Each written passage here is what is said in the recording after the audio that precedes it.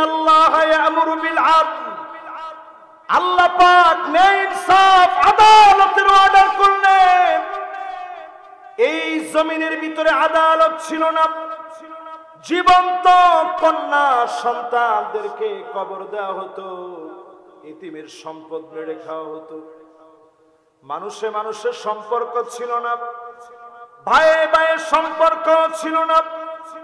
সম্পর্ক পুনর্নির্মাণ করেছে কোরআন, ইসলাম এসে মানুষের জীবন বিধান দিয়েছে। আজকেও যদি পার্লামেন্টে কোরআন যেত, এত বড় ডাকাত আর চোর বাটপারদেরকে দেখতে হতো না, ঠিক কিনা বলে? আমাদের দেশে বিচার আছে, আন্তর্জাতিক বিচার বিভাগীয় ট্রাইব্যুনাল আছে, কিন্তু আমার দেশে আদালত নাই, ঠিক কিনা বলে? ট্রাইব্যুনাল আছে ঠিক, কিন্তু আমাদের দেশে আদালত নেই। এই জন্য আমাদের বিচারপতি মানিক্যের অবস্থা দেখছেন তো আপনারা? জিজ্ঞাসা করে, গামছা লাগায় গলার মধ্যে টানতেছে আর জিজ্ঞাসা করতেছে, কি রে তোর নাম মানিক্যা না? কহ আমার নাম মানিক্যা। আমি চিন্তা করলাম, হায় রে বিচারপতি, কত কিছু দেখাইনি। শুধু দেখায় নাই, এই জনপদের সবচেয়ে বড় রাহবার, তাফসীর অঙ্গনের অন্যতম রূপকার আল্লামা দেলওয়ার হোসেন সাইদি রহমতুল্লাহ আলাইহি, যার কণ্ঠকে তারা বন্ধ করে দিতে চেয়েছিল, হাজার লাখো কণ্ঠে সাইদির কণ্ঠ এখন বাজতেছে, ঠিক কিনা বলে? কিন্তু তাদের নাম মুছে গেছে। কলা পাতার মধ্যে গিয়ে শোয়ার পরেও তারা বাঁচতে পারে না, ঠিক কিনা বলে? সিলেটের যখন কোর্টে উঠাইছে, কোর্টে উঠানোর সময় সিলেটের মানুষ কিন্তু আতিথেয়তায় কমতি করে না, এজন্য এমন আতিথেয়তা দিছে, শুনলাম কি জানি কি হয়েছে, ঠিক কিনা বলে? তাহলে বিচার লাগবে কি দিয়ে? যদি কোরআন দিয়ে বিচার হতো, বিচারপতি মানিক্যদের মতো মিথ্যুক বিচারপতিদেরকে দেখতে হতো না, ঠিক কিনা বলে? এক নাম্বার পয়েন্ট যদি আপনারা বুঝে থাকেন, এই ফরজ থেকে যদি দূরে থাকেন, সওয়াব হবে না গুনাহ হবে? একটু আওয়াজ করে কোন, সওয়াব না গুনাহ? সওয়াব না গুনাহ? অর্ডার কার? আমার যদি অর্ডার হইতো আমরা হুনলে হুনলে, না হুনলে যাইলে। এই অর্ডারটা কার? আমার এলাকার মানুষ। এই জন্য আপনাদেরকে একটু জোর দিয়ে কই, হুজুর আপনি কই যান? 100% শুনুন লাগবো, বল। এই তো ওয়াজ আর বেশিক্ষণ না, অল্প কিছুক্ষণ। কি জিনা কি? কতক্ষণ? সারা রাত? মাশাআল্লাহ।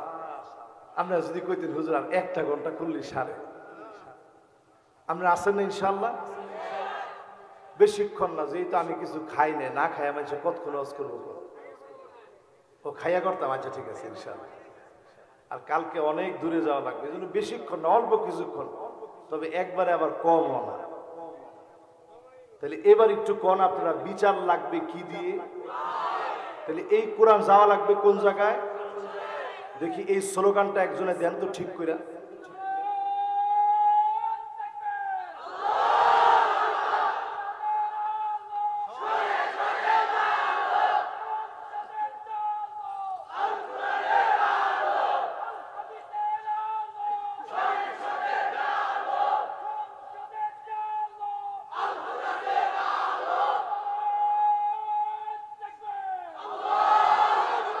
মাশাআল্লাহ, তার তাকবীরটা আমার পছন্দ হইছে।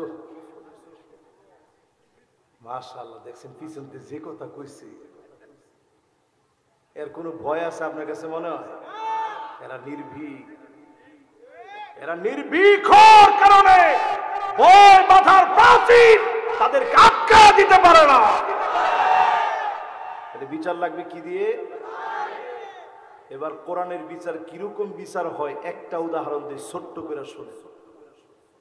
আল্লাহ নবীর জামানায় বনি মাখজুমিয়া গোত্রের নারী তুয়াইমিয়া, যেই নারীর নাম চুরি করে ফেলেছে, মক্কা বিজয়ের পরের ঘটনা, হাত কেটে ফেলতে হবে। আল্লাহর নবী, বিশ্ব নবী সবার মধ্যে ঘোষণা করে দিলেন হাত কাটা হবে, জনসম্মুখে হাত কাটা হবে। সাহাবায়ে কেরাম অবাক হয়ে গেলেন, এত বড় বংশের মহিলা হাত কাটলে অসুবিধা হবে, কোনোভাবে একটু লাঘব করে দেওয়া যায় কিনা, শাস্তি কমানো যায় কিনা, আল্লাহর নবীর কাছে পাঠানো দরকার। কে যাবে, কে নবীজিকে বলবে?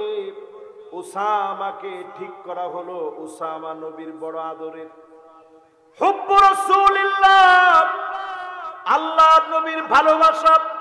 যেই উসামাকে নবীজি মন থেকে ভালোবাসতেন, আদর করে ডাকতেন। সবাই মিলে নবীজির পালক পুত্র যায়েদ বিন হারেসার পুত্র উসামাকে পাঠিয়ে দিলেন। আল্লাহ নবীর সামনে এসে বললেন, দাদাজি আপনার কাছে আসছি, যেই মহিলা চুরি করে ফেলেছে হাত কেটে দিবেন না, সামান্য শাস্তি লাঘব করে দেন। আল্লাহ নবীর চেহারা লাল হয়ে গেছে। সাহাবায়ে কেরামদেরকে নবীজি ডেকে আনলেন। আল্লাহ নবী খুতবা দিতে দাঁড়ালেন।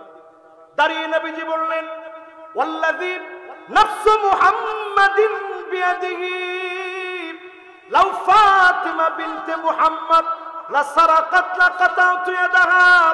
আল্লাহর কসম, যার হাতে আমি নবীর প্রাণ, আমার মেয়ে ফাতেমাও যদি চুরি করত, একটা কোপ মেরে হাত কেটে ফেলতাম।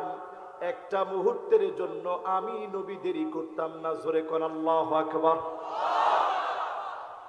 এই বিচারের নাম কোরআনের বিচার। আর আমাদের দেশে যে সমস্ত ক্যাঙ্গারু কোর্ট বানায় বিচার হয়েছে, ওই বিচারের নাম মন গড়া বিচার। ঠিক কিনা বলে? আমি কথা বলবো দুইটা আয়াত নিয়ে, 8টা অংশে। প্রথম অংশ হচ্ছে বিচার লাগবে কোরআন দিয়ে। জোরে কোন কি দিয়ে? দ্বিতীয় নম্বরে আল্লাহ রাব্বুল আলামিন বলেন, ওয়ালা তাত্তাবি আহওয়াআহুম, মন গড়া কোনো বিচার করা যাবে না। আমার দেশে আইনা করে রেখে ব্রিগেডিয়ার আমান আজমিকে 8 বছর যারা আইনা করে রাখলো, ব্যারিস্টার আরমানকে 8 বছর যারা আইনা করে রাখলো, আল্লামা সাইদি রহমতুল্লাহ আলাইকে 13 বছর যারা কারাগারে রাখলো, জসিমউদ্দিন রহমানীকে 11 বছর 16 দিন যারা কারাগারে রাখলো, আমির হামজাকে 3 বছর যারা কারাগারে রাখলো, আল্লামা মামুনুল হককে 3 বছর যারা কারাগারে রাখলো, সব হচ্ছে মন গড়া বিচার। ঠিক কিনা বলে? এরকম মন গড়া বিচার জায়েজ না নাজায়েজ? হালাল না হারাম? সগীরা গুনাহ না কবিরা গুনাহ? এটার নাম হচ্ছে জুলম। জোরে বলেন কি? ইয়াকুম ওয়াজ-জুলম ফাইন্নায যুলমা যুলুমাতুন ইয়াওমাল কিয়ামাহ। এই রকম জুলুম যারা করবে, দুনিয়াতেও তাদের জন্য অন্ধকার, আখিরাতেও যিনি অন্ধকার রেখেছেন তিনি কি? এজন্য দেখেন রাতের অন্ধকারে গটি বাটি যা আছে গাট্টি গুট্টি গোল কইরা কোন রকম পালাইছে। একজন পালাইছে 40 মিনিটে, ভাতটা পর্যন্ত খাইতে পারে না। পোলাও কোরমা সব ধোয়া উঠতেছে, কিন্তু খাবার সৌভাগ্য হয় নাই। ঠিক কিনা বলে? আপনারা আছেন তো আমার সাথে? মুরব্বী একজন উঠছেন, যুবকরা কই কই যান? মুরব্বী হাত দেয় কইছে যে এই যে আইতেছে। আমরা আছেন তো আমার সাথে? তাহলে বলেন মন গড়া কোনো বিচার চলবে? 1 নাম্বার বিচার লাগবে কি দিয়ে? 2 নাম্বার কি ভুলে গেছেন? 2 নাম্বার মন গড়া বিচার চলতো। 1 নাম্বার কি? 2 নাম্বার কি? মন গড়া কোনো বিচার চলবে? মন গড়া বিচার তো তার নাম যেই বিচারের ভিতরে একজন আলেমকে রাজাকার রাজাকার বলতে বলতে মুখে মুখে ফেনা তোলা হয়, ঠিক কিনা বলেন? আপনারা দেখছেন রাজাকার বলে বলে আলেমদেরকে কত রকম খেপাইছে। দিনের পর দিন দাড়ি টুপি দেখলি রাজাকার।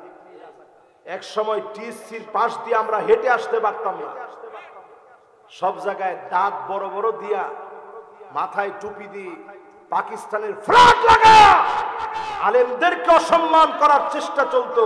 নাটক, সিনেমা, থিয়েটারের ভিতরে আলেমদেরকে রাজাকার বানানোর চেষ্টা চলতো, ঠিক কিনা বলে? এই রাজাকার কার্ড দিয়ে অনেক বছর খেলছেন। ওই দিন যদি শুধু ছাত্রদের এই আন্দোলনে রাজাকার শব্দ ব্যবহার করা না হতো, আমার মনে হয় পতনটা এত তাড়াতাড়ি হতো না, ঠিক কিনা বলে? রাজাকার বলতে বলতে গোটা জাতির মানুষকে যখন রাজাকার বলে ফেলেছে, এতদিন আলেমদেরকে যে গালি দেওয়া হয়েছে, ওই গালিটাকেই আল্লাহ পাক বিজয়ের জন্য একটা শুভ সংবাদ বানায় দিয়েছে, ঠিক কিনা বলে? সারা বিশ্বময়, আমি তখন উমরায় ছিলাম, আমি দেখি সৌদি আরবের লোকেরা বলতেছে আমি কে তুমি কে, রাজাকার রাজাকার। আমি কই কান্ত হয়েছে? যেই শব্দ দিয়ে এতদিন আলেমদেরকে অপমান করা হয়েছে, ওই শব্দ এই বাংলাদেশের দ্বিতীয় স্বাধীনতার মূল স্লোগান হয়ে গেছে, ঠিক কিনা বলে? যতজন আমার সামনে বসছেন, মন গড়া বিচার কি আর আপনারা চান? জোরে কোন চান? এবার 3 নাম্বার কন্ডিশনে আপনাদেরকে নিয়ে যেতে চাই, রাজি আছেন সবাই? 3 নম্বরে আল্লাহ রাব্বুল আলামিন বলেন, ওয়াহদারুহুম আন ইয়াফতিনুকা আন বা'দি মা আনজালাল্লাহু ইলাইক। নবী হে, সতর্ক থাকা লাগবে। এই পয়েন্টটা বুঝেন? কয় নাম্বার? কয়টা পয়েন্ট নিয়ে কথা বলবো? কয় নাম্বার চলে? শেষ কয়টা? 8টা বলে শেষ। কয়টা? সবাই আমার কথা বুঝতেছেন তো? সবাই নরসিংদীর ভাষায় কইতাম, কই আমাদের দেশের ভাষা কি আপনার কাছে অশুদ্ধ মনে হয়? নরসিংদীর মানুষে এডই নাকি? নরসিংদীর মানুষে কথা যখন কয় অশুদ্ধ কয় না। কয় রিক্সা যাবে, কোন যাইবে, কলেজ ওর ভূগোল। এই রিক্সা যাবে পর্যন্ত পুরাটা শুদ্ধ আছে। রিক্সা যাবে, কয় কোথায়, কলেজের ভূগোল। তার মানে শুদ্ধ আর এলাকার আঞ্চলিক কথায় মিশ্রিত হচ্ছে আমার এলাকার ভাষা। এই ভাষাটারে আপনি একবারে ছোট মনে করেন, ঠিক আছে নি? তাহলে 3 নাম্বার মালিক বলছে সতর্ক থাকতে। জোরে করে আল্লাহু আকবার। আল্লাহ বলেন সতর্ক থাকো, কোনোভাবে যেন তোমাদের ভিতরে কিছু ঢুকায় দিতে না পারে। তাকায় দেখেন, রক্তের দাগ এখনো শুকাতে পারে নাই, এখনো রক্তের দাগ শুকায় নাই, এখনো আমার আহত ভাইগুলো কাতরাচ্ছে, মায়ের বুক ছটফট করতেছে। এমন মুহূর্তে ট্রান্সজেন্ডারকে আমাদের ভিতরে ঢুকায় দেওয়ার চেষ্টা চলছে, ঠিক কিনা বলে? সতর্ক যে এখনো নাই, আপনারা কবে সতর্ক হইবেন? পরিস্থিতি বড় ভয়াবহ, আপনি ছোটখাটো মনে করেন। রাসূল 6 সময় কোমরে গামছা বেঁধে প্রস্তুতি নিতে বলেছেন। কয় সময়? আরো জোরে কোন? কষ্ট দিয়েছে মনে আপনাদের? কয় সময়? এই হাদিসটা আপনাদেরকে শোনাই। বাদিরু বিল আমালি সিত্তান। পেয়ারা হাবিব বলছেন, ও আমার উম্মতেরা শুনে রাখো, 6টা সময় তোমরা প্রস্তুতি নিয়ে নিও বিজয়ের জন্য। জোরে কোন আল্লাহু আকবার। কয়টা সময়ে? সবাই আরেকটু জোরে কোন, কয়টা সময়? 6টা সময় প্রস্তুতি নিয়ে নিতে হবে। এর মধ্যে 1 নাম্বার হচ্ছে, আল্লাহ নবী বিশ্ব নবী বলেন 1 নম্বরে প্রস্তুতি নেওয়া লাগবে। বাদিরু বিল আমালি সিত্তান, ছয়টার ভিতরে এক নম্বরে প্রস্তুতি নেওয়া লাগবে ইমারতুস সুফাহা। নির্বোধ যখন দেশ চালাবে, বুদ্ধি ছাড়া কোন লোক যদি দেশ চালায়, সংঘবদ্ধ জনগোষ্ঠী ছাড়া যদি দেশ চালায়, সতর্কতা থাকা লাগবে, প্রস্তুতি নেওয়া লাগবে, না হলে অচিরেই বড় ধরনের ক্ষতি হয়ে যাবে। ঠিক কিনা বলে? দুই নম্বরে যারা বিচার করার ক্ষেত্রে একের পর এক শর্ত দিয়ে সুকৌশলে যারা বিচার এড়ায় যাবে, ওই সময়ে নবীজি বলছেন প্রস্তুতি নিয়ে নাও। তার মানে এখনকার সময় প্রস্তুতি নেওয়ার সময়। ঠিক কিনা বলেন? সবকিছু সাক্ষী প্রমাণ সহ রেডি আছে। যাদের গায়ে গুলি চালিয়েছে, যাদের বুক জাজরা করেছে, যাদেরকে ট্যাঙ্কের উপর থেকে ফেলে দিয়েছে, সব সাক্ষী প্রমাণ থাকার পরেও যদি বিচার করা না হয়, পরিষ্কার বুঝতে হবে আরেকটা মুক্তিযুদ্ধের জন্য প্রস্তুতি নেওয়া লাগবে। ঠিক কিনা বলে?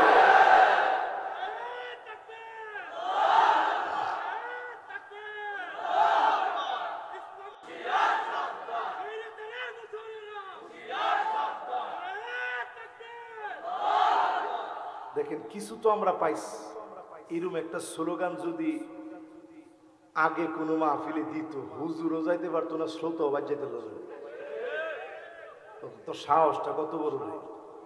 এটা কেডার, এটা দেখছেন অনে, আর কেডারে দেখছেন এর সময় নেই। অনেক শ্রোতারা কয় এটা কেডা দিকে। ঠিক কিনা বলেন? তিন নম্বরে আল্লাহর হাবিব বলেন বিয়াউল হক, টাকার বিনিময়ে বিচার উল্টা পাল্টা হয়ে যাবে। আজ আমরা দেখতেছি হাইকোর্টে যারা আন্দোলন করতেছ, পিঠের চামড়া ঠিক থাকবে না। ঠিক কিনা বলেন? আরো শুনবেন, আপনি একটু মিলায় দেখেন রসুল কেমন যেন আজকের বিজয় দেখে কথাগুলা বলতেছে। জোরে করে আল্লাহু আকবার। মিলেনি না? না মিললে কই হুজুর মিলে মিলে। চার নম্বরে আল্লাহর হাবিব বলেন ইস্তিগফাফাম বিদ্দাম, জায়গায় জায়গায় দেখবে রক্তপাত হবে। 16 বছর রক্তপাত দেখেছি। আমরা যদি প্রতিশোধ নিতাম, করে করে দাঙ্গা লেগে যেত। ঠিক কিনা বলে? তারা বক্তব্যের মধ্যে বলছিল যদি আমরা ক্ষমতায় থাকতে না পারি খেলা হবে। মানে খেলা যে হবে তারা বুঝে ফেলছিল। কিন্তু সেই তুলনায় তাকায় দেখেন মানুষ বাংলাদেশে সহনশীল আচরণ করছে। তোমরা বিশ্বজিৎকে যেভাবে মেরেছ, হিন্দু হওয়ার পরেও সাথে নাই, আমরা এইভাবে মানুষের উপর অত্যাচার করি নাই। ঠিক কিনা বলেন? তাহলে এবার আপনি একটু বুঝে শুনে বলেন তো দেখি প্রিয় ভাইরা, যে 4টা রাসূল বলছে সতর্ক হওয়ার জন্য 6টা বিষয় দেখতে, এই 6টার ভিতরে 4টা বলছি, এই 4টাই আমাদের চোখে পড়ছে কি পড়ে নাই? এবার আসেন 5 নম্বরে নবীজি বলেন ওয়াকাতিয়াতুর রহিম, এমন সময় আসবে আত্মীয়তার সম্পর্ক ছিন্ন হয়ে যাবে। আত্মীয়দেরকে মানুষ চিনবে না, মানুষ জিজ্ঞাসা করবে না। একটু অবাক হওয়ার মতো বিষয় এই সময় এসে দাঁড়িয়েছে। আত্মীয়তা অনেক পরের বিষয়। নিজের মা বাপের পর্যন্ত খবর নেয় না, এমন হতভাগা সন্তান ঘরে ঘরে এখন আছে না? না, আপনি অনেক বড় শিক্ষিত হতে পারেন, মা বাপ কি জিনিস আপনি হয়তো অনুধাবন করতে পারেন নাই। আজকে আমার আম্মা আমার নানুর বাড়িতে আসছে। আমি গতকালকের মাহফিল করে আসার পর থেকে বলতেছিলাম আম্মা যাওয়ার দরকার নেই। কেন বলতেছিলাম জানেন? প্রতিটা রাত যখন মাহফিল করে আমি ফিরি,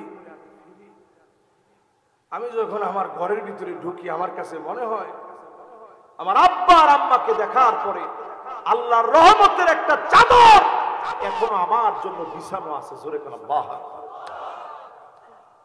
মা বাপ কি জিনিস আপনি বুঝবেন সেদিন, যেদিন মা বাবা হারায় যাবে। যেদিন আমি মিশরে গেলাম, প্রথম যেদিন রওনা হয়েছি,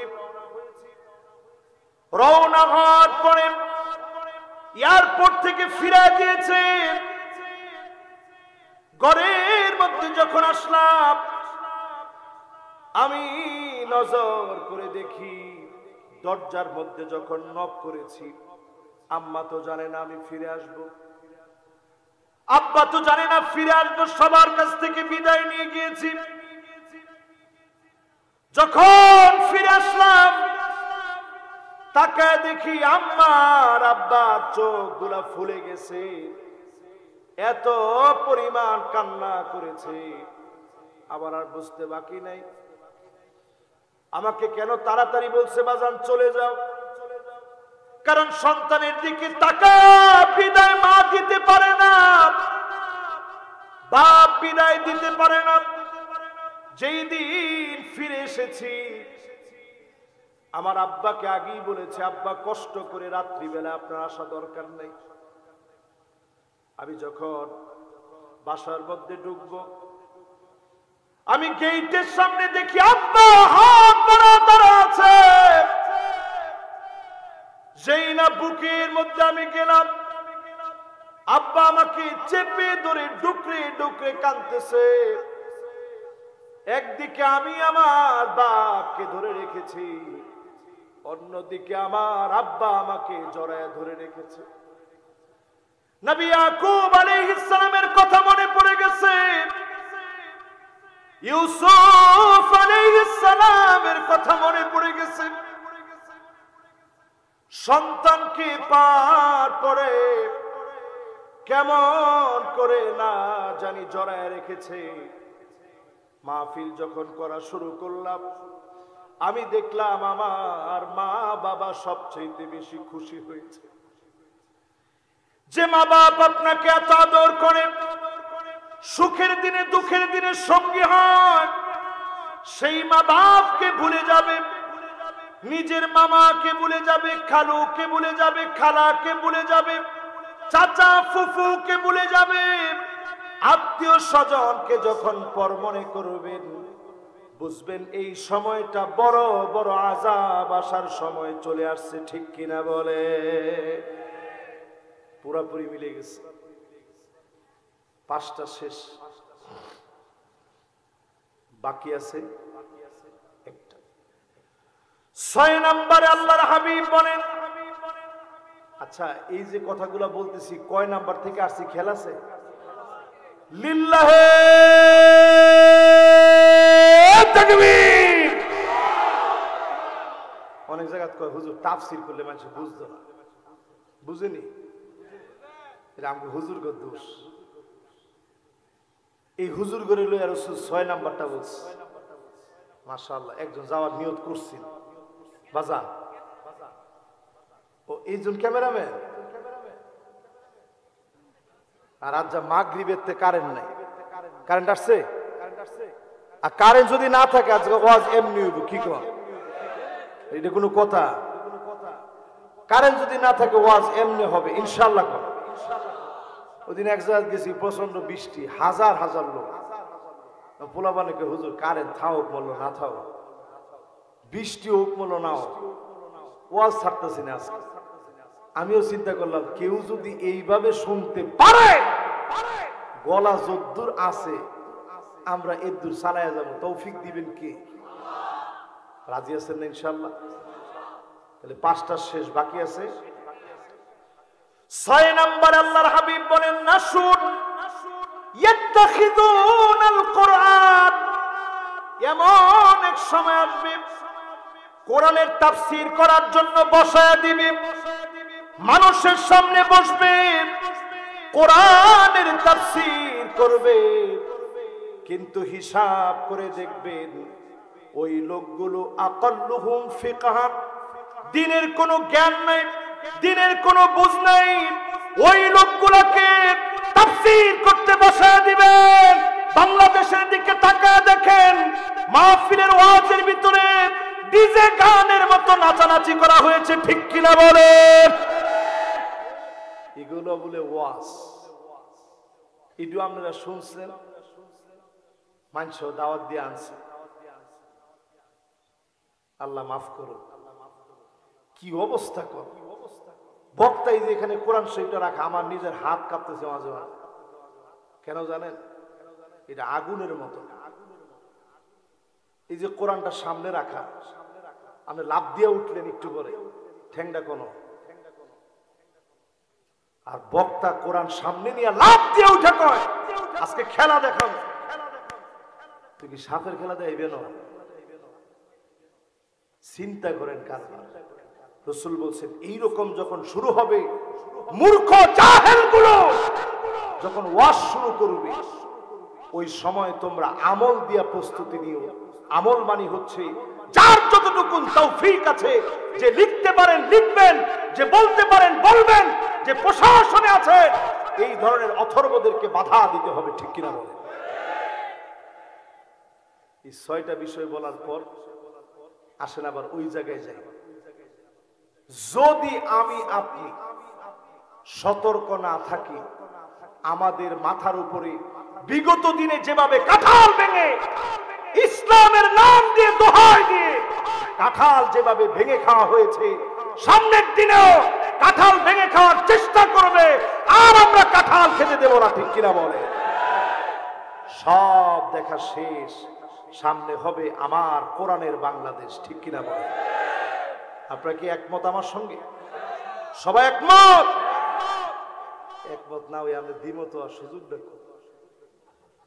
পরের অংশে আল্লাহ কি কই একটু শুনেন। আপনি দ্বিমত হইলে কি হইব একটু শুনে, এরপরে এনে বই বই লেখা রাখেন। হুজুরে কয়ে গেছে দিন তারিখ দিয়া। আচ্ছা কয় তারিখ জানি? 19 তারিখ বলে। ও 19 তারিখ তো হ্যাঁ সব বলেন। আর 1টা ঘন্টা ভাই আছে। যাক, আমরা যেহেতু আমার কইছিনি আগে যে হুজুর 18 তারিখ দাওয়াত করছে, আমি 19 তারিখ পর্যন্ত যাওয়ার কোনো সুযোগ নেই। তাহলে আবার আছে, আমরা দাওয়াত দিচ্ছেন কয় তারিখ? 18 তারিখ। 18 তারিখ পর্যন্ত থাই আমরা। কয় যে হুজুর এলাকার ওয়াজ, মাশাআল্লাহ, লিল্লাহি তাকবীর, সুবহানাল্লাহ। রাসূল গনিমতের সম্পদ থেকে মক্কার লোকদেরকে বেশি দিয়ে দিচ্ছে। মায়া কেমন! মদিনার সাহাবায়ে কেরাম কিছু বলে নাই, কিন্তু কয়েকজন বলতেছিল দেখছস বেশি দিয়ে দিস। রাসূল ডেকে এনে বললেন এরা আমার এলাকার মানুষ, আর আমি নবী তো তোমাদের জন্য আছি। আলাইসা হাদা ইয়াকফি, এটা কি তোমাদের জন্য যথেষ্ট নয়? সাহাবায়ে কেরাম বললেন আলা ইয়া রাসূলুল্লাহ, ওগো আল্লাহর নবী আপনি আছেন মানে আর কোনো কথা নাই। তারা সম্পদ নিয়ে যাক, আমরা আপনাকে পেয়েছি, বড় মহব্বত করে ফেলেছি, বড় ভালোবেসে ফেলেছি। আজকেও যারা এই মাহফিলে বসলেন 3টা বিষয়ের পরে 4র্থ নম্বরে সতর্ক যদি না হন, কোরআন দিয়ে যদি বিচার না করেন, ঢাড়তারামি যদি করেন, বাড়াবাড়ি যদি করেন, মন মস্তিষ্ক পশুত জ্ঞান দিয়ে যদি বিচার করেন, আল্লাহ পাক 4 নম্বরে বলেন ফাইন তাওয়াল্লাউ ফাআলাম আন্নামা ইউরিদুল্লাহু আইয়ুসিবাহুম বিবা'দি যুনুবিহিম। কার কথা? জোরে কোন কার কথা? সূরা মায়েদার কত নম্বর আয়াত? মাশাআল্লাহ, 2টা আয়াতের তাফসীর খালি অনুবাদ হলি তো ঠান্ডা। আল্লাহ কি কয়? ফাইন তাওয়াল্লাউ, এরপরেও যদি, ফাইন এরপরেও, অতঃপর যদি কেউ ঘাড় তেরামি করে, তাওয়াল্লাউ মানে মুখ ফিরায় নেয়। আমাকে নসুন্দির ভাষায় কয় ঘাড় তেরা। কি তেরা? সেরাটা জবর ঘাড় তেরাও। আর এ ফিলের লোক কইছে গাওরা, এরার বাড়ি রামপুর টামপুর। হ্যাঁ, ও কিশোরগঞ্জের সাথে কার বাড়ি দেখি? একজনের বাড়ি কিশোরগঞ্জের লগে বলে। আচ্ছা অসুবিধা নেই। এবার আমরা একটু কন্ত ঘাড় তেরা যারা অথবা গাওরা যারা, আল্লাহ কয় ফাইন তাওয়াল্লাউ, যদি ঘাড় ঘোরায় নাও, ফালাম তোমরা জেনে রাখো, আমরের সিগার, ফালাম মানে জেনে রাখো, ফালাম আন্নামা ইউরিদুল্লাহু আইয়ুসিবাহুম বিবাদি যুনুবিহিম, অচিরেই আল্লাহ রাব্বুল আলামিন তোমাদেরকে ধরবে। বেশি কিছু দিয়ে না, কিছু কিছু আযাব দিয়ে ধরবেন। বিবাদি যুনুবিহিম, কিছু কিছু গুনাহের কারণে অল্প কয়েকটা আযাব দিয়ে ধরবেন। কখনো করোনা হয়ে আসবে, কখনো বন্যা হয়ে আসবে, কখনো টর্নেডো হয়ে আসবে, কখনো সাইক্লোন হয়ে আসবে, কখনো আমপান, কখনো নার্গিস, কখনো সিডর হয়ে আসবে। গতকালকেও ভূমিকম্প হয়ে গেছে। এই ভূমিকম্প যদি 8 মাত্রার হতো, 9 মাত্রার হতো, আমার ঢাকা শহরের একটা দুইটা না, হাজার হাজার বিল্ডিং আজ মাটির নিচে চলে যেত। ঠিক কিনা বলে? আল্লাহ বলেন,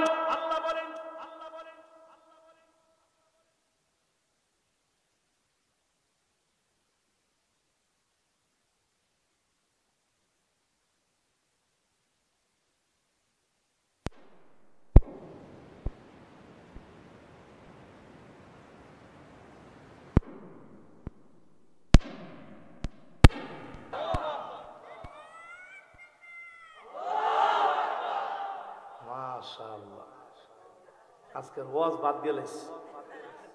সুবহানাল্লাহ, মাশাআল্লাহ। বাবা তোমার বয়স কত? মাশাআল্লাহ, মাশাআল্লাহ, কি সুন্দর তাকবীর দিছে, মাশাআল্লাহ। আমার মনটা ভরে গেছে। এক সময় আমার একটা দুঃখ আছে যে আমগো এলাকার মানুষ তাকবীর মনে জানে না, আসলে জানে না, আগে দিছে না আর কি। মাশাআল্লাহ, এবার বসো বাবা। মাশাআল্লাহ। একজনে কইছে হুজুর ডরের লেখা কইছেন,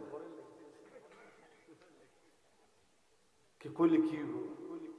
আমার একবার একজনে ফোন দিছে, আমরা এলাকার বড় নেতা আছি, অমুকখানে একটা মাহফিল দাও। আমি আপনি জানেন আমার বাড়িটা কোন না? আমি আমার বাড়ি মনোহরদি, মির্জাপুর, সুবিশা হুজুরের বাড়ি।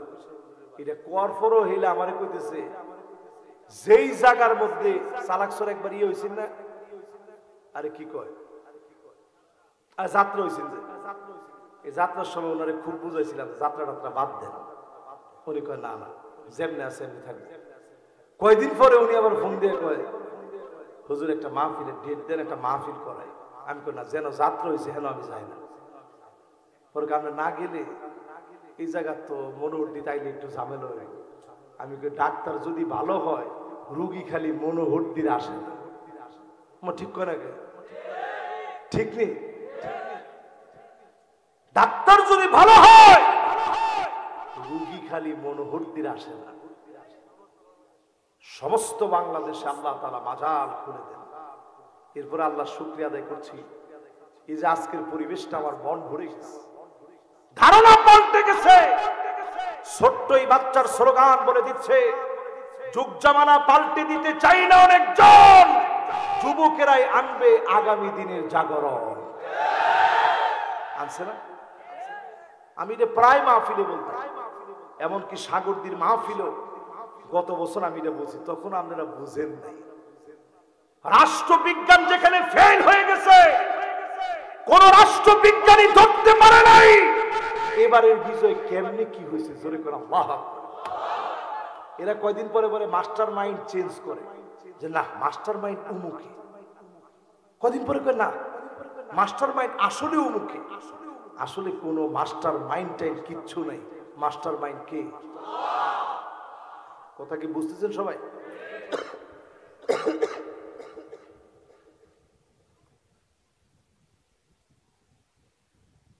সবাই বুঝতেছেন? মাশাআল্লাহ। বলেন কয় নম্বরে আছি? এরপরেও যদি না বুঝেন, ঘাটতারামি করে যদি দূরে থাকেন, বড় ধরনের আযাব আসবে। ভূমিকম্পের মতো আযাব আমার দেশের দিকে তাক হয়ে আছে। টেকটনিক প্লেট গুলা নড়ে চড়ে উঠছে। টেকটনিক প্লেটের ভিতরে ফাঁকা হয়ে গেছে, সমুদ্র পৃষ্ঠ থেকে টেকটনিক প্লেট গুলো আলাদা হয়ে যাচ্ছে। এই ভয়াবহ সময়ে বড় ধরনের ভূমিকম্প আসতে পারে। যদি কোরআনের দিকে আসেন, ভূমিকম্প যিনি সরায় নেবেন তিনি কে? দেখেন নাই করোনার সময় সারা পৃথিবীর সব বিজ্ঞানীরা, সায়েন্টিস্টরা বলেছিল, মেডিকেল সায়েন্স বলেছিল বাংলাদেশ হচ্ছে রেড জোন, সবচেয়ে বেশি মানুষ মারা যাবে বাংলাদেশে। আসলে তো কথা এরকমই ছিল। এক মহিলারে গিয়ে জিজ্ঞাসা করতেছে, করোনা চিনেন? কয় চিনি, আজকেও পান দিয়ে খাই দিস। বাঙালি করোনা চিনেন? কয় চিনি তো। কি? কয় যে আজকে পান আর চুন আর সুপারি দিয়া করোনা দিয়ে খাইছে। আমি চিন্তা করলাম, আল্লাহ, এই দেশের মানুষের তুমি রহম না করে কেমনে তুমি পারো? ওয়াত্তাকু ফিতনাতান লা তুসিবান্নাল্লাযীনা যালামু মিনকুম খাসসাহ ওয়া'লামু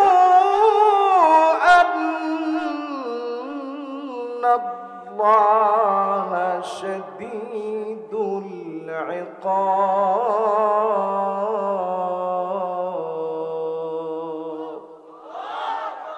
আল্লাহ কয়, বান্দা আযাবের ভয় কর। আযাব যখন আসবে, আমি বাংলাদেশ বুঝি না, মক্কা মদিনা বুঝি না, সব জায়গায় আযাব আসবে। আসছিল কিনা? আরে কথা কয় না। আরে হজের মৌসুমে এলাকার কিছু লোক ছাড়া হজ করতে পারে না। এক হুজুর আমার লগে রসিকতা করে কইতেছে, মাওলানা এবার তো ওয়াজ বন্ধ। আমি কই হজও বন্ধ? মানে উনি মোটামুটি হজের একটা প্রত্যেক বছর হাজিদেরকে নিয়ে যায়। তো উনি আমারে খুব রসিকতা করে কইতেছে, মাওলানা ওয়াজ কিন্তু এবার বন্ধ। আমি কই হজও বন্ধ? পরে চুপ করে নিয়েছে লগে লগে। পরে কয়দিন পরে আমি কইলাম, হজ ঠিকই বন্ধ, কিন্তু এই দেশের উপরে আল্লাহর খাস রহমত, এখনো মাহফিল বন্ধ হয় নাই। জোরে করে আল্লাহু আকবার। আমার দেশে আপনি নিশ্চয়ই দেখছেন, গ্রামে গঞ্জে পাড়া মহল্লায় উঠানের ভিতরে নামাজ পড়া হয়েছে, বিল্ডিং এর ছাদের ভিতরে নামাজ পড়া হয়েছে। এমন দেশকে মালিকের বড় ভালো লেগে গেছে। করোনার মতো মহামারী যিনি উঠায় নিয়েছেন তিনি কে? আল্লাহ কয়, গোলাম ভয় কর, গাওরামি আর করিস না। গাওরামি যদি বাদ দিতে হয়